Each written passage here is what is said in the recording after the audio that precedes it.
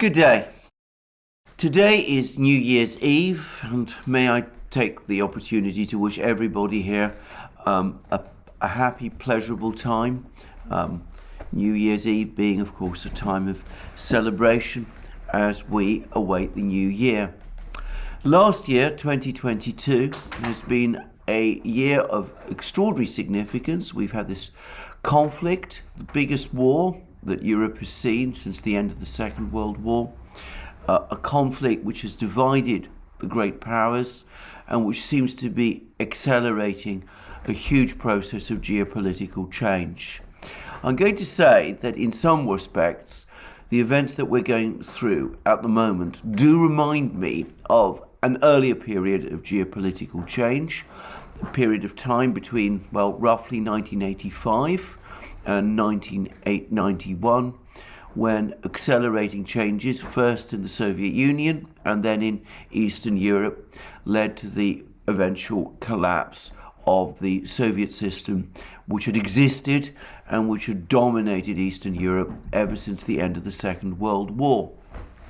It may be that when we look back on the events, both of this year and of other years around it, both years that have been and years which are to come, we will find that the changes are at least as epochal, perhaps more so than those of that period, the period of 1985 to 1991. Anyway, we shall see. In the meantime, I will return to the perhaps banal, perhaps in some ways sad or even tragic events of the moment.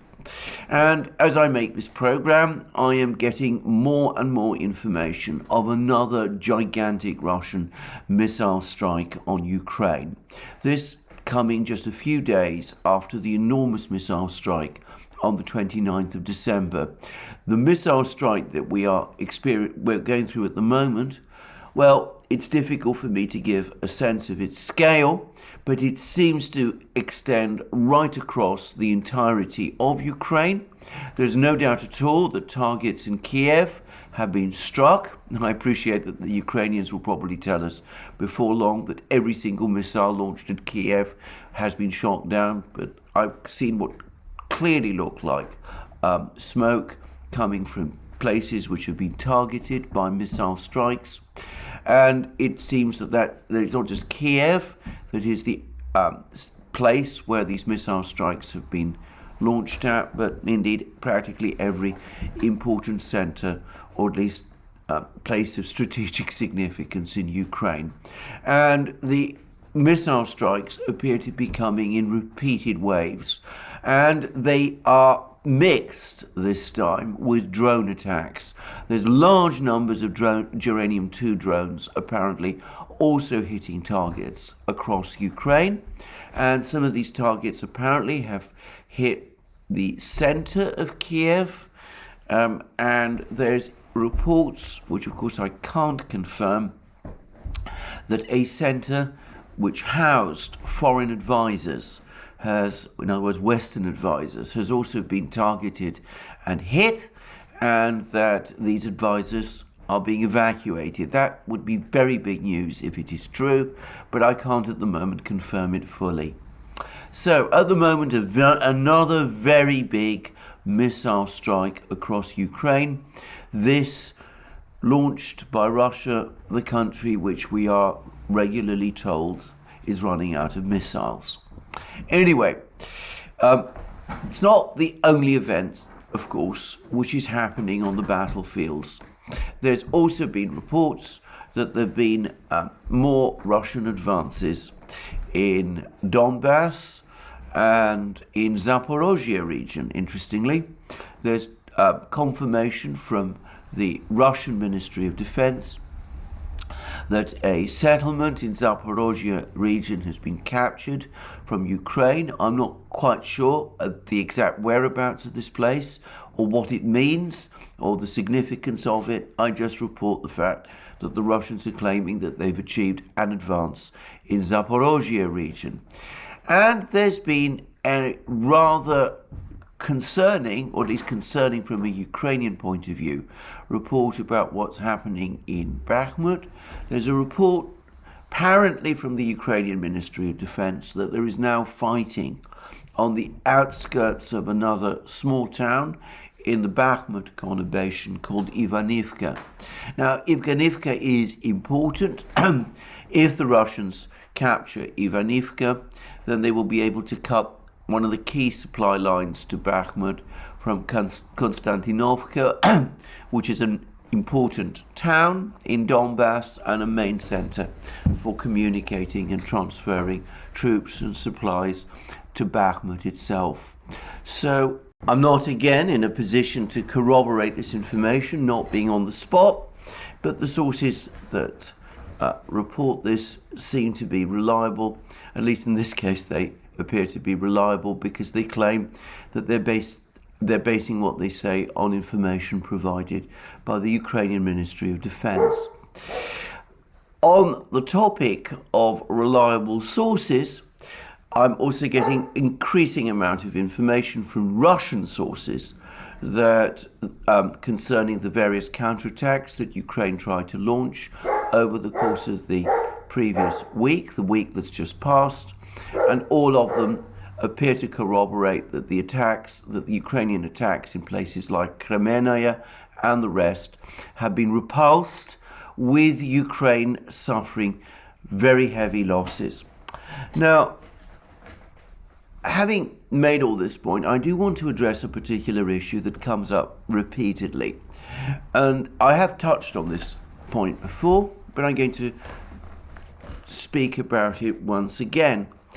And that is that every time I bring up the topic of Bakhmut, every time I bring up the fact that Ukraine appears to be suffering very heavy losses in Bakhmut, every time I say that the logic of defending Bakhmut, which appears to me difficult to understand, given that it appears to be the case that the place Bakhmut is going to fall anyway at some point.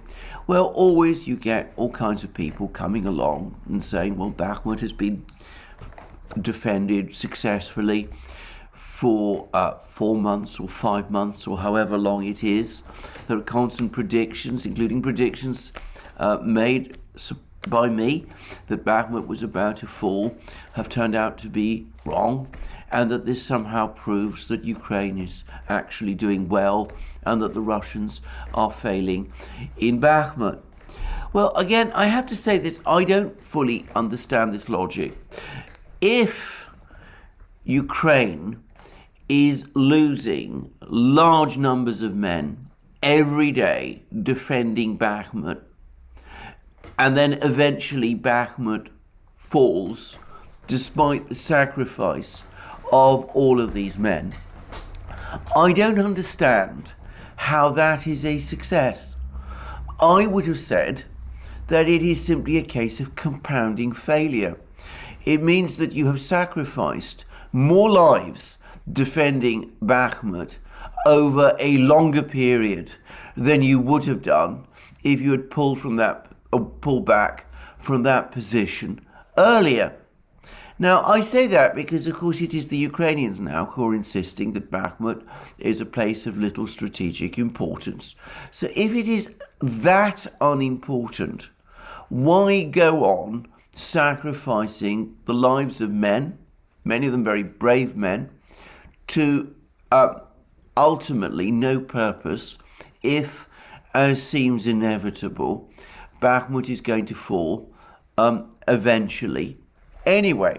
Of course, there could be an alternative argument, which is that you're making these enormous sacrifices trying to defend Bakhmut because actually it turns out that Bakhmut is a place of enormous strategic significance and that its fall would indeed result in the collapse of the entire Ukrainian defense system in northern Donbass and perhaps in Donbass entirely, and might open the way for the Russians to advance all the way to the Dnieper River. Now, I have seen that claim made by, in fact, large numbers of people. There was a very interesting discussion that Brian Beletic had quite recently on the New Atlas, in which there was a lot of discussion about the importance of Bakhmut, and Brian Beletic did a follow-up video on that very same topic. But of course, that is not what the Ukrainians are saying. They are saying that Bakhmut is of no importance, and therefore that makes, as I said, all the sacrifice of men and machines to defend it so very difficult for me to understand. Now, I appreciate that the Ukrainians claim that the Russians are suffering even greater losses trying to capture Bakhmut than Ukraine is suffering trying to defend it. I'm going to say two things about that. Firstly, I have absolutely no doubt at all that that is not true.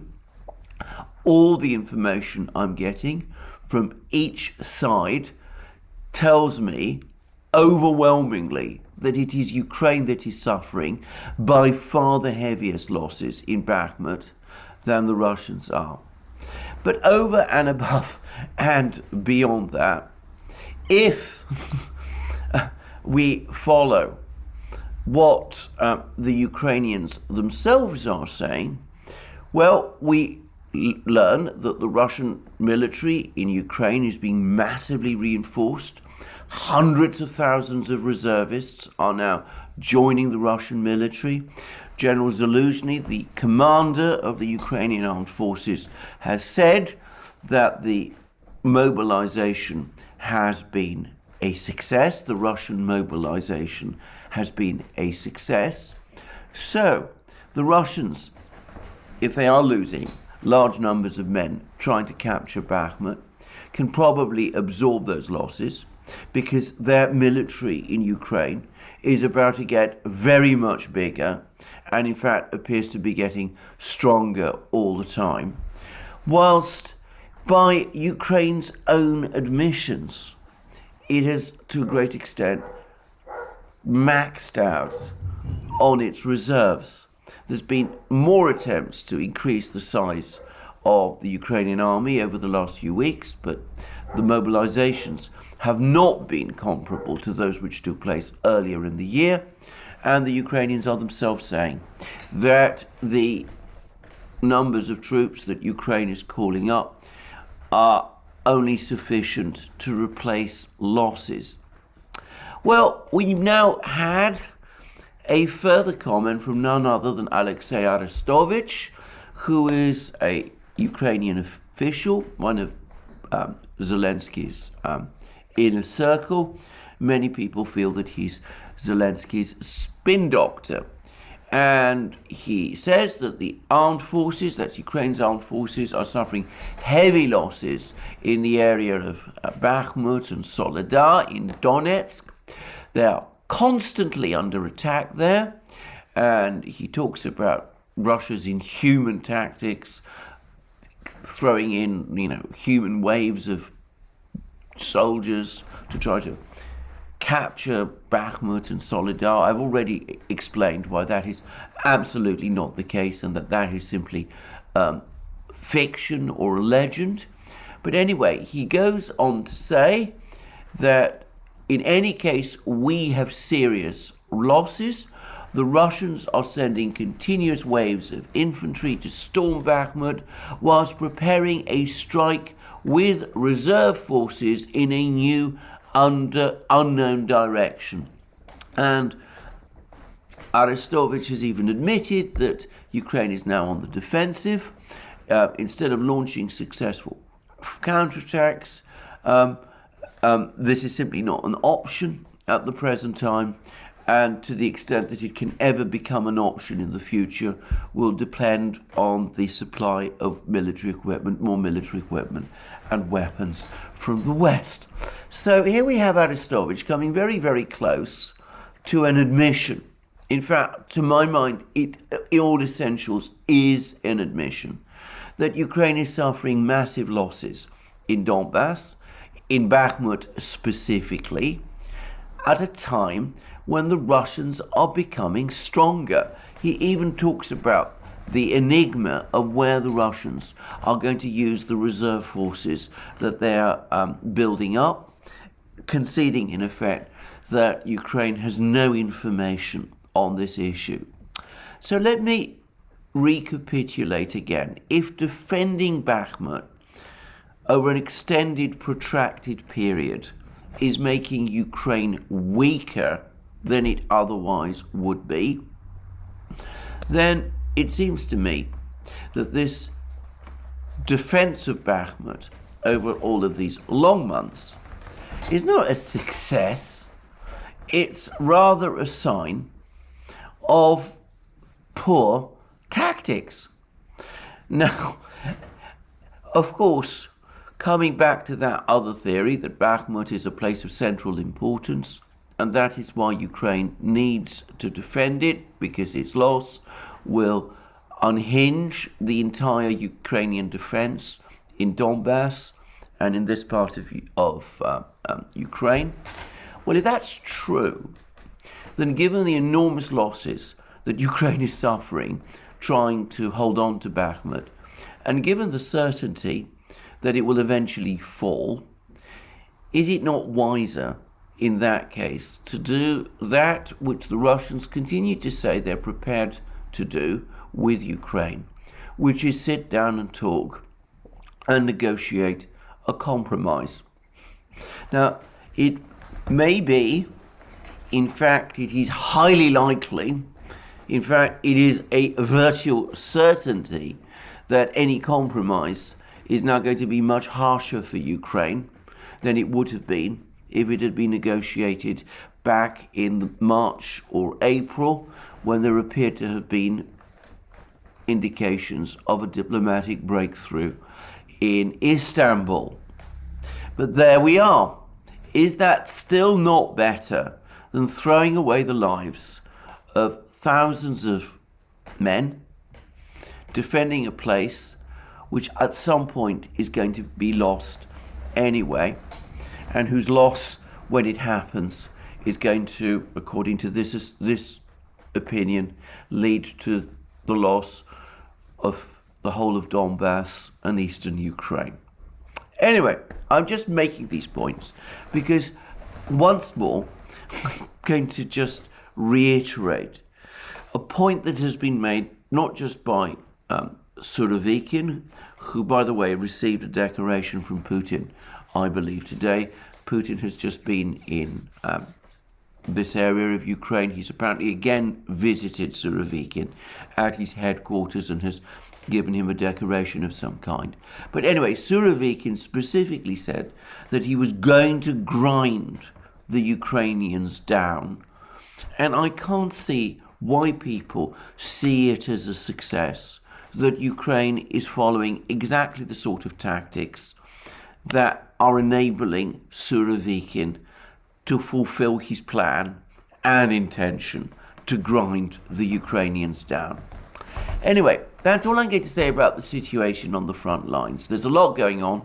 I get the sense that Ukraine has suffered very heavy losses in Donbass over the last week, both in these unsuccessful counterattacks, and I'm sure they have been unsuccessful, and specifically in Bakhmut. The fact that Arestovich is talking in this way at all but confirms that fact. But in the meantime, it always remains the case that the fog of war is heavy, and it's not easy from a place like mine in London to always get a fully up-to-date, accurate picture of exactly what is going on. Anyway, there's been other information about the war. The New York Times has done a massive article discussing the enormous, elaborate fortifications that Surovikin is building in Donbass along the front lines. I'm not going to discuss those in any further detail. The right place to do it is, again, the New Atlas, where Brian Baletic has just done a masterly video explaining both the scale and nature of these fortifications that the Russians are building, and their purpose. Briefly, their purpose is to make the kind of counterattacks that the Ukrainians have been launching, which have disrupted and destabilized Russian plans, especially the one in Kharkiv. It's been the intention to make that kind of offensive impossible. And I would add, by the way, that there's probably one particular event that happened in February which convinced the Russian command, and Surovikin specifically, of the need to fortify the front lines whilst preparing future advances. And that is what happened back in September when the Ukrainians began their counterattack in Kharkiv region, the one that eventually captured Izium and Kupiansk. It began with an attack on a place called Balaklia. And I remember reading at the time lots of angry comments from Russian military commentators, bitterly complaining that though Balaklia itself was barely defended, there were no Russian regular troops there.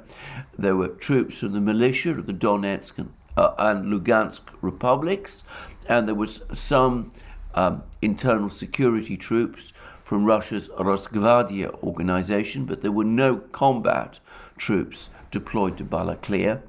But perhaps more importantly, and perhaps even more astonishingly, given the absence of regular troops defending Balaklia, and given the fact that the Russians had been drawing down troops, reducing the number of troops in Kharkiv region for several weeks, given that all that was the case, it was a remarkable fact that there were no fortifications of any kind in Balaklia at all. Minefields, razor wire, trenches, any of that sort of thing, such as could have been used to counter or block or slow down a Ukrainian attack. And that lesson seems to have been learnt by the Russian military.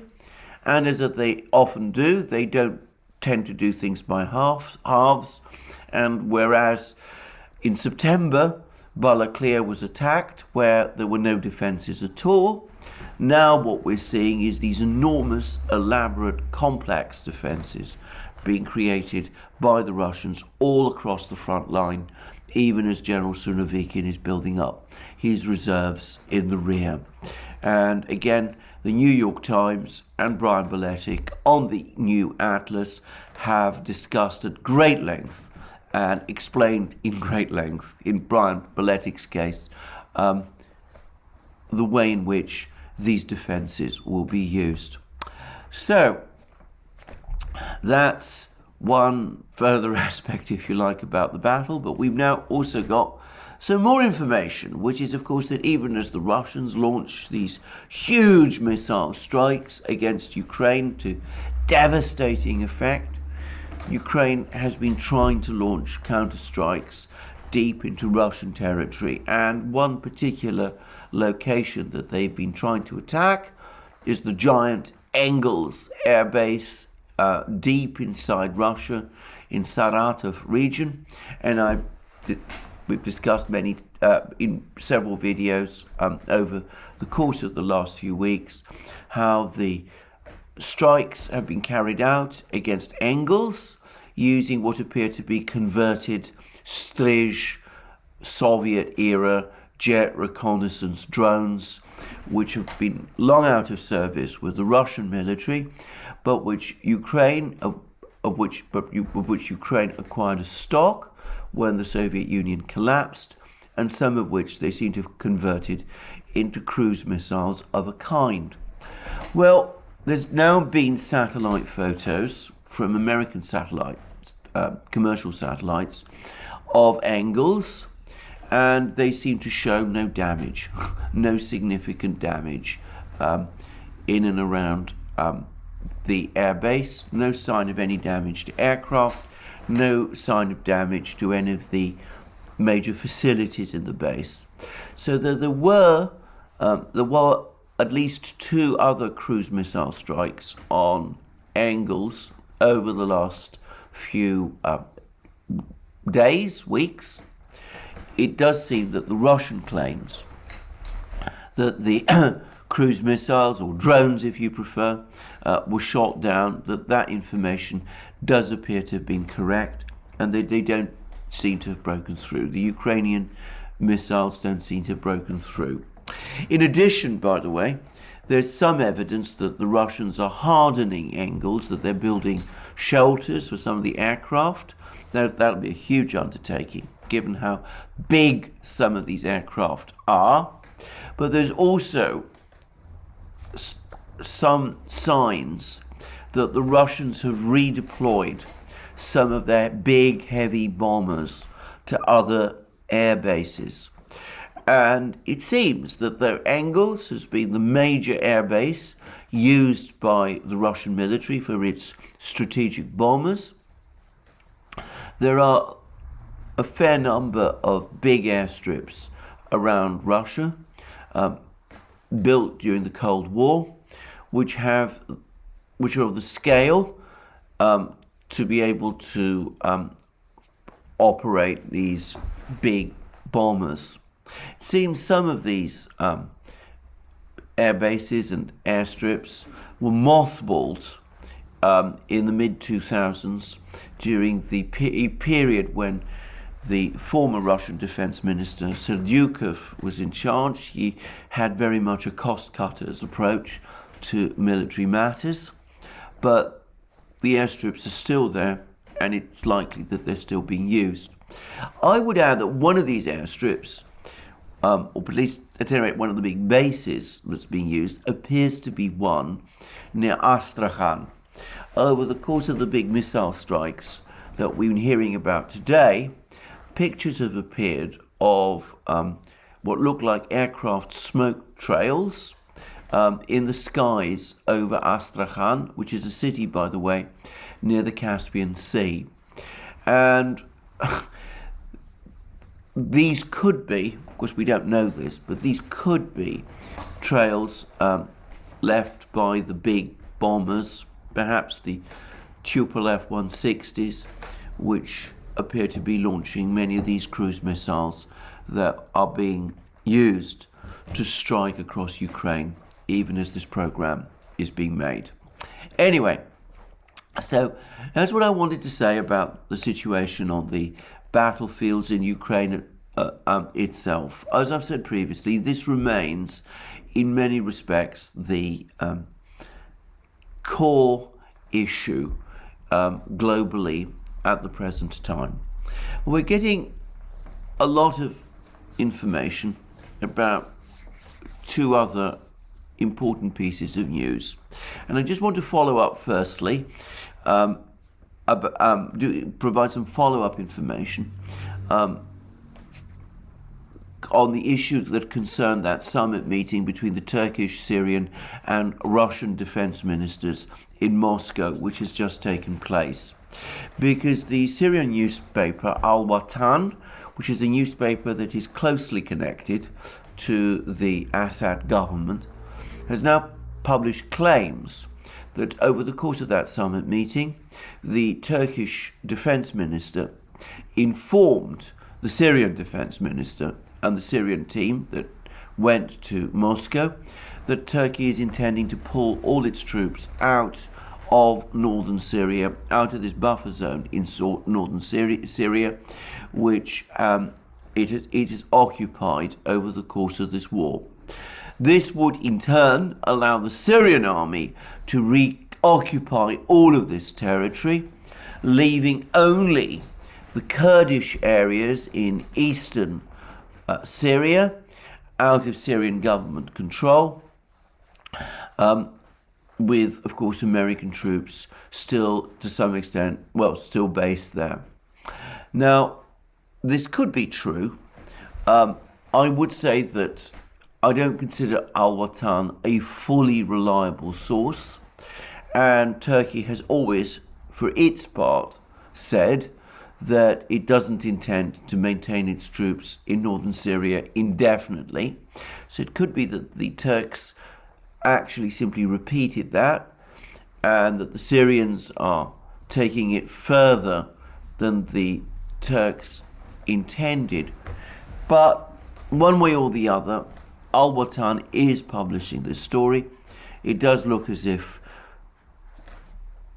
wheels are in motion, if you like, and I suspect that as part of this diplomatic process, those Turkish troops will withdraw from northern Syria eventually.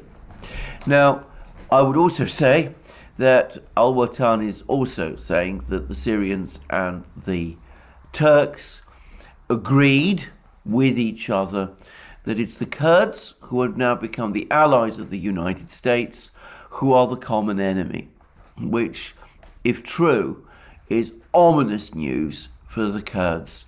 But I'm not going to explore that or discuss that more deeply until we have more news and until we know for a fact whether or not this Al-Watan story is true.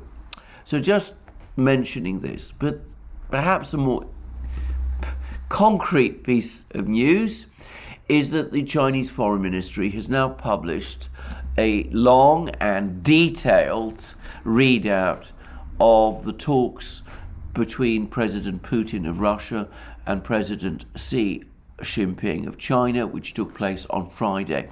And just to remind everybody, that was a virtual meeting. And in fact, both sides have provided pictures of the leaders looking at each other on big screens.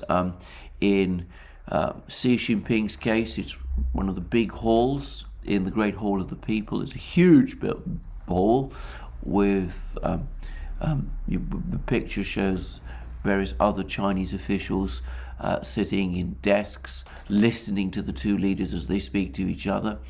And the Russian pictures, by contrast, show a much more modest room, a kind of conference room, and they show Putin, by the way, alone.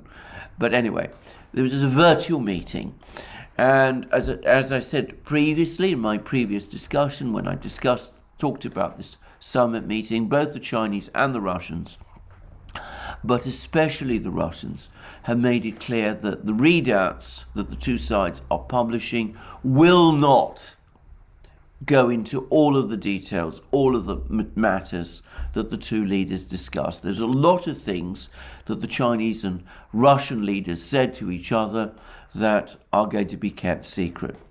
But Chinese readouts are always informative, and I'm going to read this one out. It's fairly long, but not amongst the longest that the Chinese produce. So it says, on the afternoon of 30th December, President Xi Jinping had a virtual meeting with Russian President Vladimir Putin. President Xi expressed his pleasure in meeting with President Putin virtually at the year end, which he said had become a good tradition between them. President Xi noted that under the guidance of both President Putin and himself, the Chinese-Russia Comprehensive Strategic Partnership of Coordination for a New Era has grown more mature and resilient, with the internal impetus and special value of bilateral cooperation further brought out. In the first 11 months of this year, two-way trade volume has reached a record high. Investment cooperation has been improved and integrated. Energy cooperation continues to serve as an anchor. And cooperation projects in key areas are moving forward steadily. The two sides also enjoy growing subnational cooperation and closer people-to-people and cultural exchanges. Activities of the year of sports exchange have been carried out smoothly. The social and popular support for China-Russia friendship becomes stronger. In a changing and turbulent international environment, it is important that China and Russia remain true to the original aspiration of cooperation, maintain strategic focus, enhance strategic cooperation, continue to be each other's development opportunity and global partner, and strive to bring more benefits to the two peoples and greater stability to the world. So what Xi is saying here is that our relationship is excellent. It's going to get even better. It's popular in both our countries. Both the Chinese and the Russian people support our friendship. It's now bolstered by strong economic underpinnings, which are becoming stronger. Over and above the contacts between the leaders and the leaderships of our two countries, we're now starting to see independent actors within China and Russia, local governments, companies, trade associations, cultural associations, theatre groups, that sort of thing, sports groups, they're all starting to have contacts and to work with each other. So it's all getting better all the time. We're integrating successfully. And at the same time, we've got to remember what the original purpose of this friendship was, which was to maintain cooperation, maintain strategic focus, enhance strategic cooperation, continue to be each other's development opportunity and global partner, and strive to bring more benefits to the peoples and greater stability to the world. So we got to remember that we are global partners, that we continue to be each other's development opportunity. In other words, we have each other's backs. Our economies complement each other and should continue to do so. We, the Chinese, need your energy. You need our investment and technology. We can work together to build up all our relationship in that way. And at the same time, by working in this fashion, by increasing our friendship, our strategic partnership, we act as a stabilizing factor in international relations.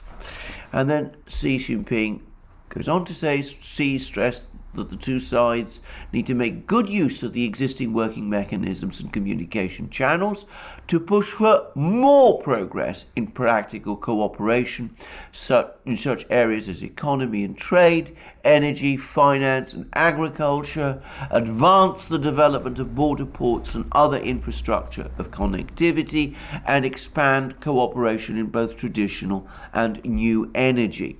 The two sides need to leverage traditional strengths, further deepen people-to-people and cultural exchange, ensure another successful year of sports exchange, foster new brands of cultural exchange between the two countries. And then Xi talks about the way in which China has adapted its pandemic response policies to the evolving situation, and this now provides for an opportunity for China to resume normal personal exchanges with Russia and all other countries in an orderly manner. So from now on, it's going to be easy to travel to China. It's easier for Chinese people to travel to Russia. So we can build on all of this, and we can develop further our mechanisms for cooperation, the various structures of cooperation which we have already built, and we've got to push them even further. In what direction, one wonders. But then comes perhaps the more interesting parts of the readout. President Xi emphasized that the world has now come to another historical crossroads. To revert to a Cold War mentality, provoke division and antagonism, and stoke confrontation between blocs, or to act out of the common good of humanity to promote equality, mutual respect, and win-win cooperation. The tug of war between these two trends is testing the wisdom of statesmen in major countries, as well as the reason of the entire humanity. Facts have repeatedly proved that containment and suppression is unpopular, and sanctions and interference are doomed to fail. China stands ready to join hands with Russia and all other progressive forces around the world. Once upon a time, the Soviet Union talked about leading progressive humanity. Interesting to see this type of language being revived again, but anyway, never mind. join hands with Russia and all other progressive forces around the world who oppose hegemony and power politics, reject unilateralism, protectionism, and bullying, firmly safeguard sovereignty, security, and development interests of the two countries, and uphold international fairness and justice. Now, I don't think it's difficult to work out who is being mentioned here, who is being referenced here. So, who exactly is meant by hegemony, which China and Russia should oppose, leading progressive people around the world?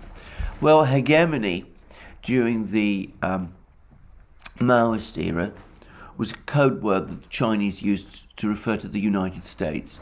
Social hegemony or social imperialism was one that was sometimes used to refer to the Soviet Union, by the way. But it looks as if this terminology is being revived, and the Chinese are now using the term hegemony when they speak about the United States. And they talk about hegemony, that it must be opposed, and power politics, and that means rejecting unilateralism, protectionism, and bullying, and firmly safeguarding the sovereignty, security, and development interests of the two countries.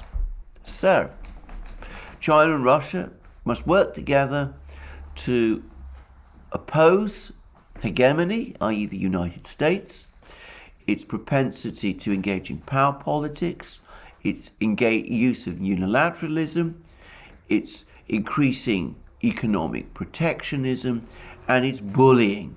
And they must support each other in defending their sovereignties and their security and development interests. And if they can do that, if they can successfully resist the United States in that kind of way, then of course that will effectively uphold a new international system based on fairness and justice.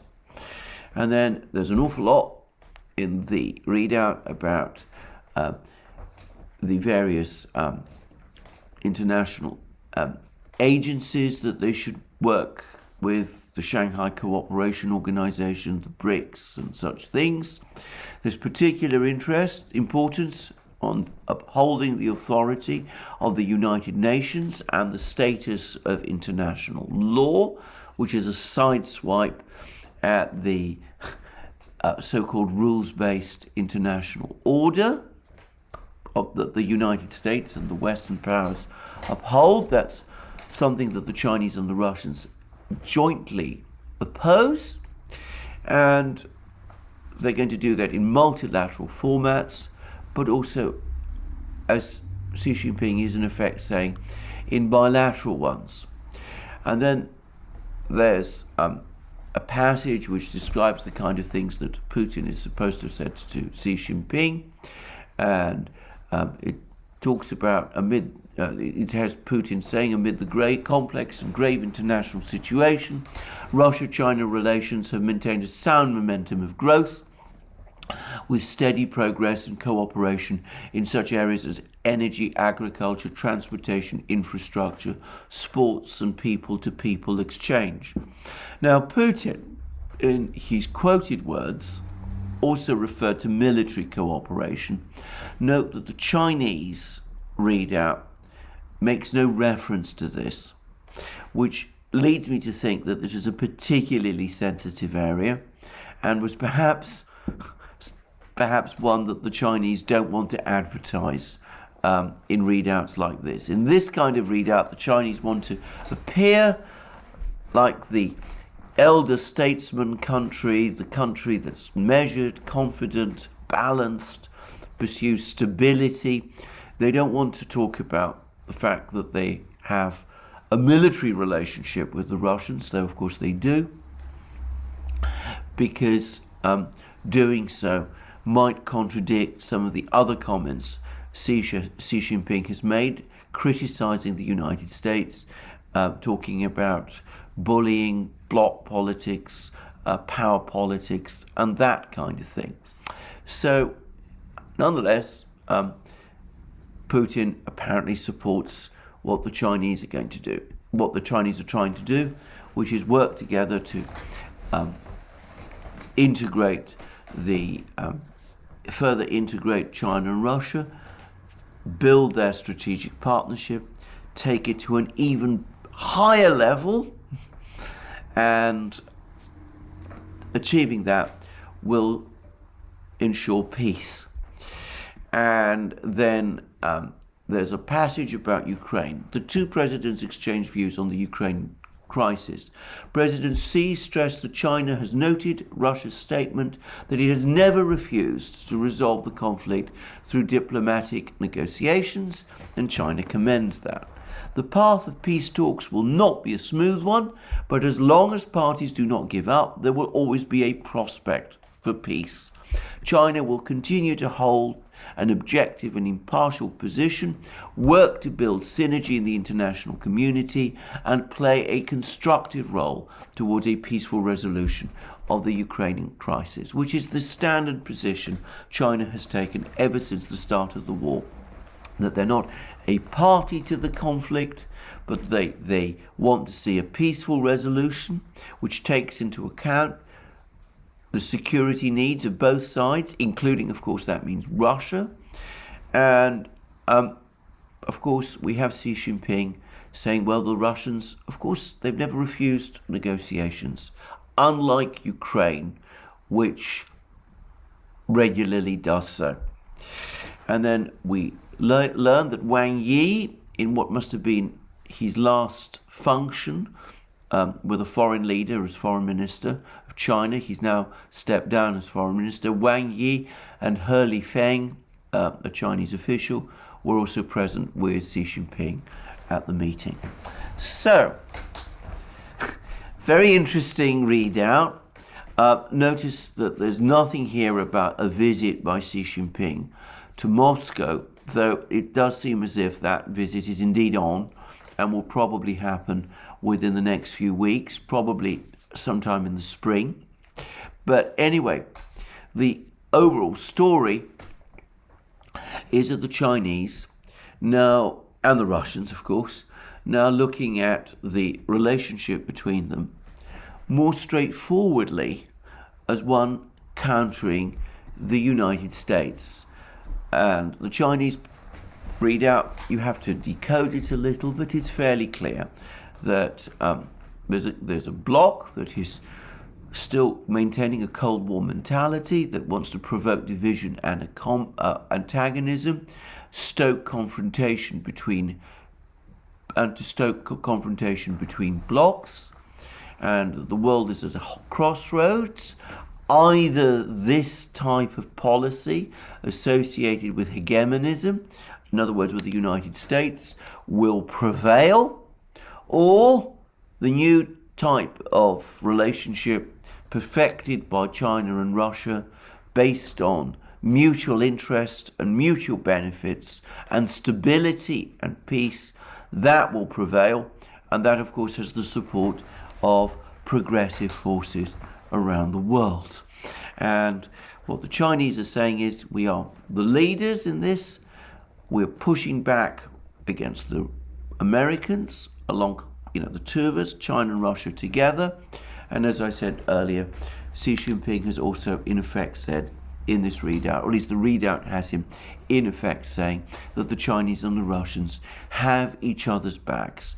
The Chinese won't support sanctions against Russia, and they rely on Russia to provide them with the energy, food, raw materials, and other things that China needs for its own development.